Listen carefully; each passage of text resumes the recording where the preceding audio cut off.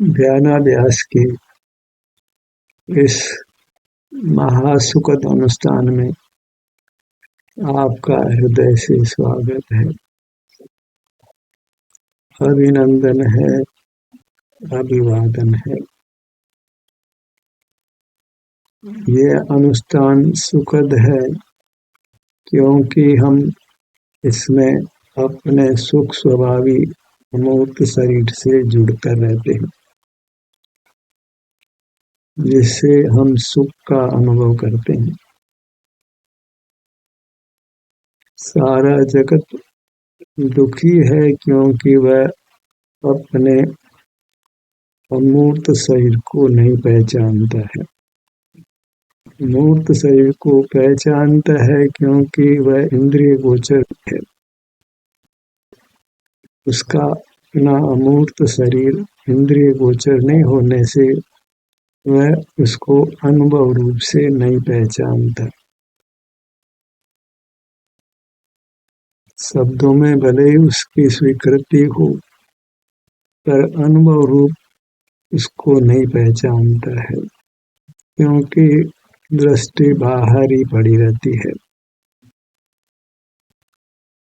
जब उसको अपने अमूर्त शरीर का एहसास हो, स्वयं से या देशना से, तब से मोक्ष मार्ग प्रारंभ होता है, उसके पहले नहीं होता। ध्यानाभ्यास में हम अपने अमूर्त शरीर का ही एहसास करते हैं। वह सुख स्वभावी होने से हमको सुख का अनुभव होता है, और सुख का अनुभव ही हमको कर्मों के बंधन से मुक्त करता है। इंद्रिय ज्ञान में रहकर हम विषय सुख भोगते हैं, उसी से हम मूर्त कर्मों से बंधते हैं। बंधन मुक्ति का एक ही उपाय है कि हम अपने अमूर्त शरीर का अनुभव करें, उसको पहचाने और उसमें लीन रहें। वही एक सुख का स्रोत है। हमारे लिए वही आनंददाता परमात्मा है, और वह आप ही है। आपके दो भेद हैं कि अपने में अपना शरीर भी है और प्रतिसमय उत्पन्न होने वाली वृत्ति भी है। तो वृत्ति में अपने ध्रुव मूर्त सुख स्वभावी शरीर का अनुभव होता है, उसकी महिमा आती है, तो वृत्ति फिर उसी में लीन होती है, अपने अमूर्त शरीर में, अपने अमूर्त काया में। वही दुख मुक्ति का, सुख पाने का उपाय है। और फिर कुछ भी विशेष ज्ञान नहीं हो, शास्त्र ज्ञान नहीं हो, बाहर की सर्व क्रियाओं का पालन भी नहीं हो, केवल अपने आभ्यंतर अमूर्त के अनुभव मात्र से जीव परमात्मा होता है। सहजी महाव्रत आदि का पालन होता है। अनुभव के साथ ये अवश्यंभावी बाह्य चारित्र आ जाता है। तिलों से तेल निकालते हैं तो अवश्यंभावी फल की प्राप्ति होती है, इसके लिए कोई पृथक प्रयत्न नहीं करना पड़ता है।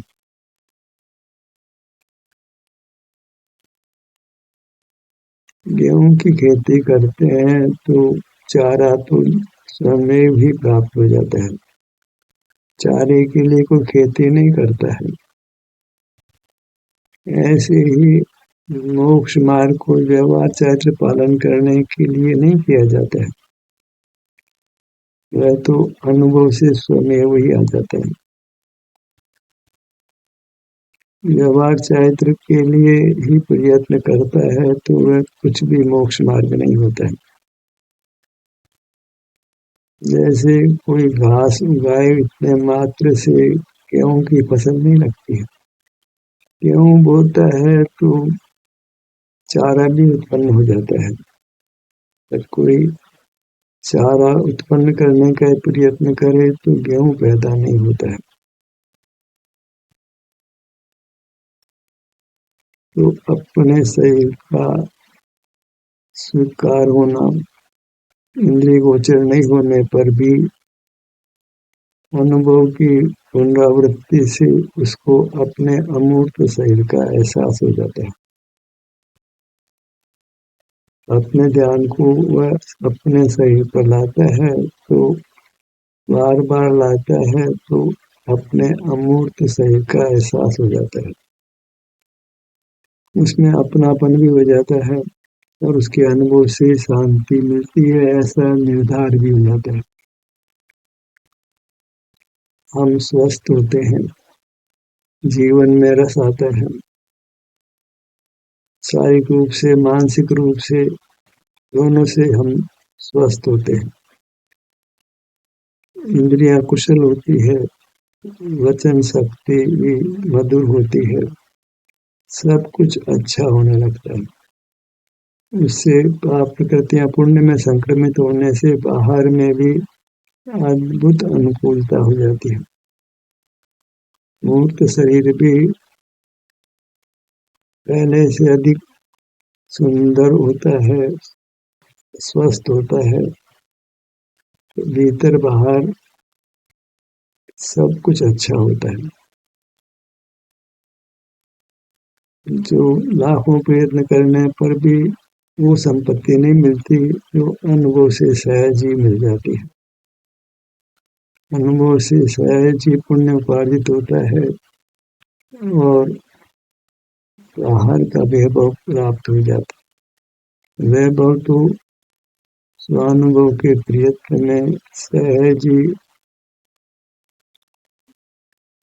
बाई प्रोडक्ट के रूप में प्राप्त हो जाता है, जिसमें ध्याता की कोई रुचि नहीं होती है तो भी उसकी प्राप्ति हो जाती है। ध्याता तो बस अपने सन्मुख होकर निर्विकल्प रहना चाहता है, कुछ भी विचारिष्ट नहीं है, केवल सुख का अनुभव होता रहे। तो स्वरूप से च्युत हो जाता है तो फिर वचन का प्रकरण उत्पन्न होता है। तो जिनवाणी तो मुखरित ही अनुभव से च्युत होकर होती है। कैसी अद्भुत बात है, अनुभव की बात अनुभव में कैसे कही जाएगी, अनुभव से छूट कर ही कही जाती है।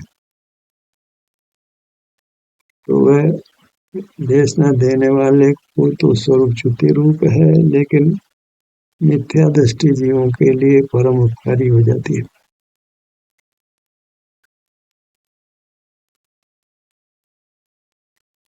अपनी मूर्त को अपनी प्रेरणा से लक्ष्य में लीजिए, जिस भी भाव का संवेदन हो उसको इष्ट जानकर उसमें बाधक नहीं बनना है, उस संवेदना को पवित्र मानना है, मुक्ति का साधन मानना है। अपने ज्ञान में उससे व्यक्ति पुनः पुनः अपने सन्मुख होती है, सकल कर्मों का अक्षय होकर परमात्मा मिल जाता है।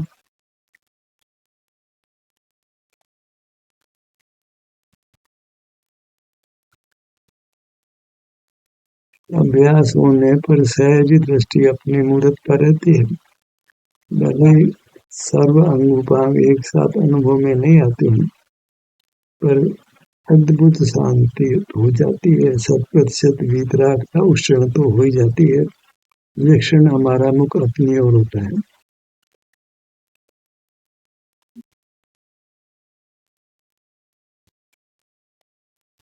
कर्म के संबंध से पूर्ण सुख अनुभव में नहीं आता है, और जो बाधक कर्म है वह स्वयं ही मिटने लगता है और इस प्रकार सुख वृद्धिगत होता हुआ पूर्ण हो जाता है।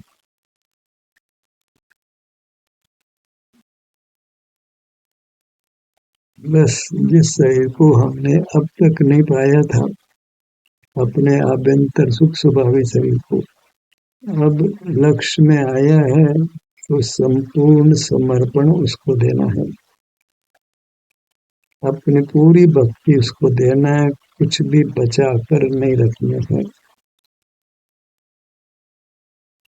अर्थात अन्य के प्रति भक्ति धूमिल हो जाती है, उदित नहीं होती है।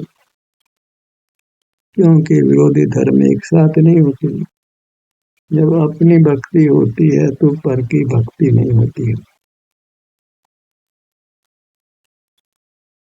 स्वात्मा की महिमा आती है, पर आत्मा की महिमा छूट जाती है।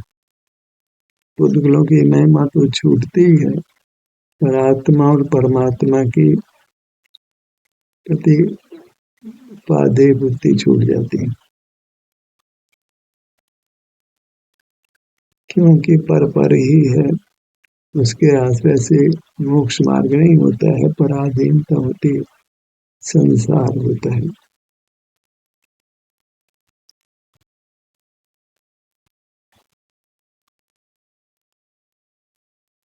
अनुभव में स्थित जीव को मूर्त धन की महिमा समाप्त हो जाती है।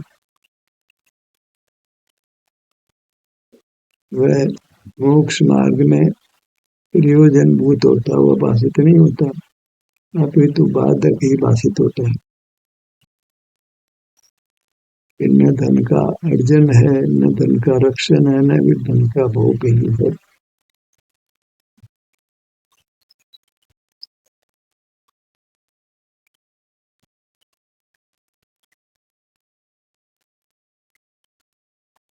आपसे अपेक्षा है कि ध्यान के संबंध में चर्चा हो तो भी आपको अपना अनुभव करते हुए रहना है, और यह संभव भी है। वृत्ति शीघ्र शीघ्र पलट जाती है। तो कोई कहे कि आप चर्चा भर करते हो, ध्यान नहीं करते कराते हो, ध्यान स्वप्रेरणा से ही हो तो अच्छा रहता है। हालांकि कोई कराए तो उसका निषेध नहीं है, पर ध्यान संबंधी चर्चा हो तो आपको ध्यान करते रहना है। शीघ्र शीघ्र उपयोग पलट जाता है। हम सुन लेते हैं और अपने स्वरूप का संवेदन भी अगले क्षण में कर लेते हैं। वही स्थिति बनानी है। तो फिर हम किसी को दोष नहीं देते कि आपने ध्यान नहीं कराया। आपको ध्यान करने से कौन रोकता है? ध्यान तो कोई पराधीन भाव नहीं है। ध्यान तो स्वाधीनता है। स्वाधीनता पराधीनता से कैसे होगी?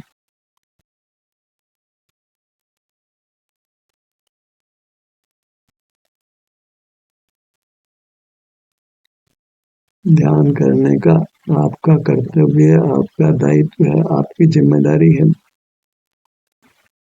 दूसरे को दोष नहीं देना है कि आपने ध्यान नहीं कराया। आपको ध्यान करने से कौन रोकता है? इतने कमजोर भी नहीं है कि कोई हमको ध्यान कराए। हम इतने कमजोर नहीं है कि किसी की अंगुली पकड़ कर चलना पड़े।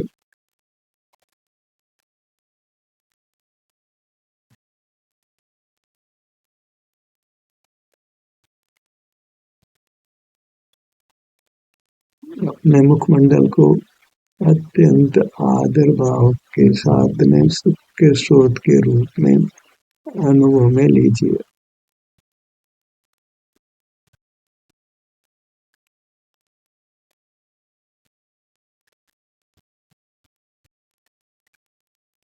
कुछ भी पराश्रय नहीं और उत्तम फल मिलता है।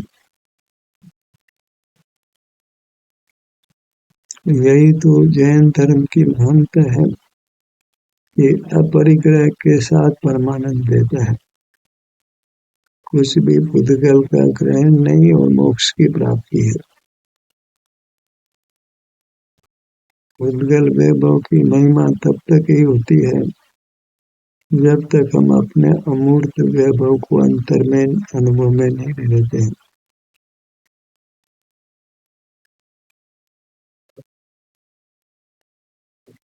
अपने धड़ भाग को लक्ष्य में लीजिए।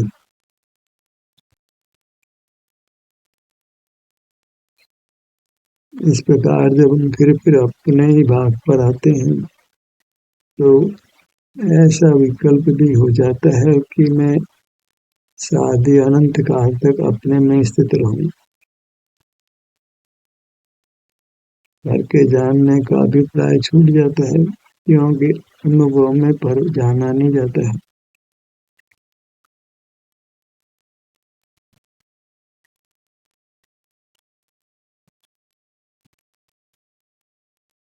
गढ़बाग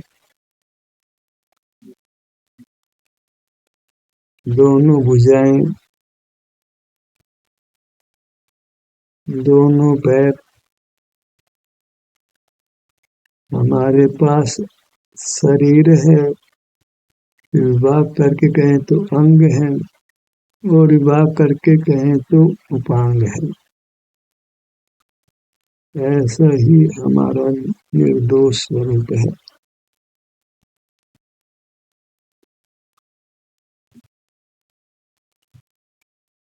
पीठ के भाग पर आइए। जो अनुभव में शरीर आता है उसका ही अनुभव करते हुए रहना है।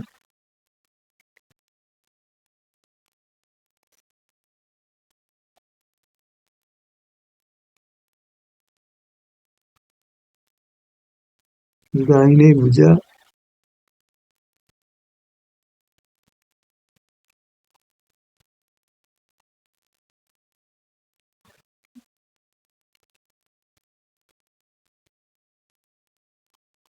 जिसको भी हम विषय करते हैं उसकी विजय होती है, क्योंकि वह सन्मुखता ही उसको महिमावंत बनाती है।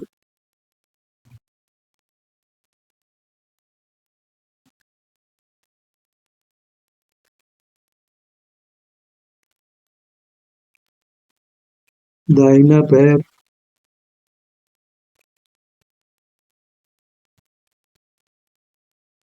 बायां पैर, दोनों पैर। इस प्रकार हम अपने अमूर्त शरीर को स्वस्थ रखते हैं, हर परिणति से अप्रभावी करते हैं और उत्तम अविनाशी सुख रूप करते हैं।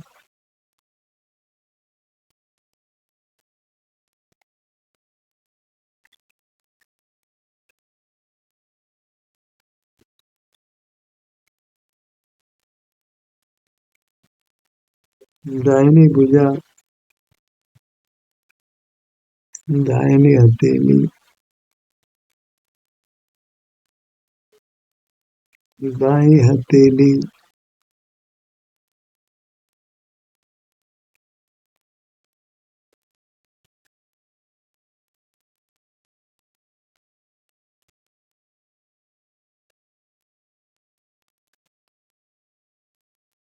दोनों भुजाएं,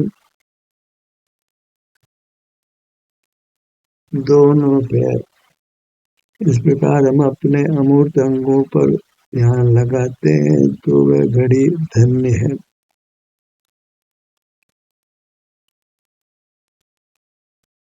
उससे हम सुख का अनुभव करते हैं, साथ में लौकिक व्यवहार भी अच्छा हो जाता है,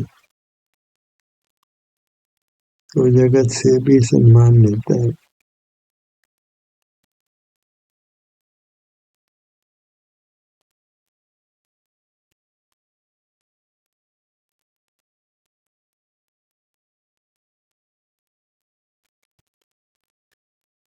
पीठ का भाग,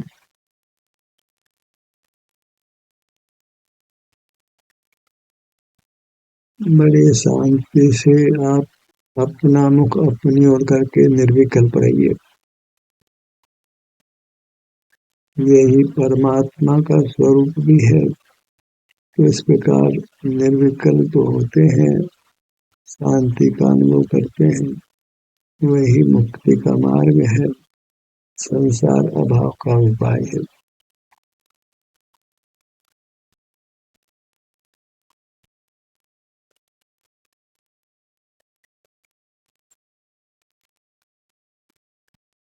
अपना मुख अपनी ओर हो तो सुख में क्रमिक वृद्धि होते हुए पूर्णता हो जाती है।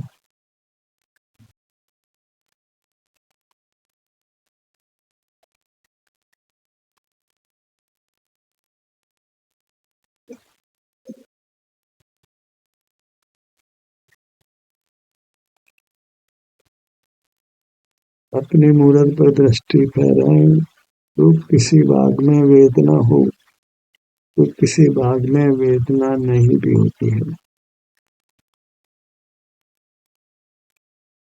यद्यपि वेदना बलवान हो तो उसका पक्ष हो जाता है, अन्यथा तो निरोग दशा में वेदना दूर दूर ही रहती है। अपनी पूरी मूर्त को लक्ष्य में लीजिए,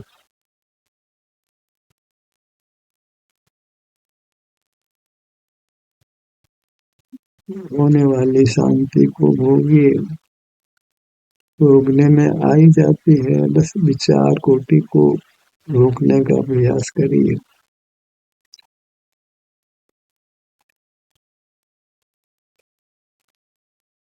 उत्तम स्वास्थ्य चाहते हैं तो हमको अपने उत्तम काया से जुड़कर रहना होगा। अस्वस्थ होने पर भी कर्म की निद्रा हो जाने पर यह स्वस्थ हो जाती है।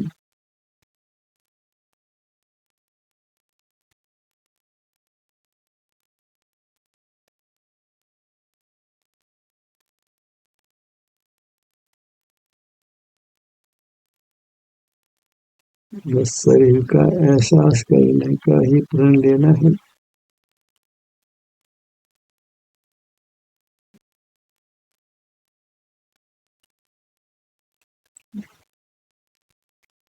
एहसास हमको अपने मूर्त शरीर का ही होता है।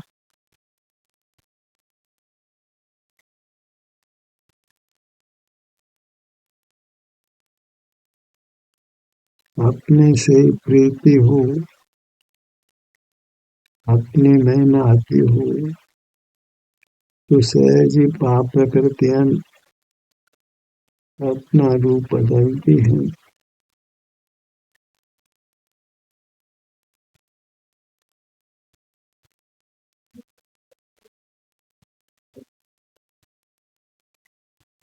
शरीर तक सिमट कर रहें, रात दिन यही प्रयास करें।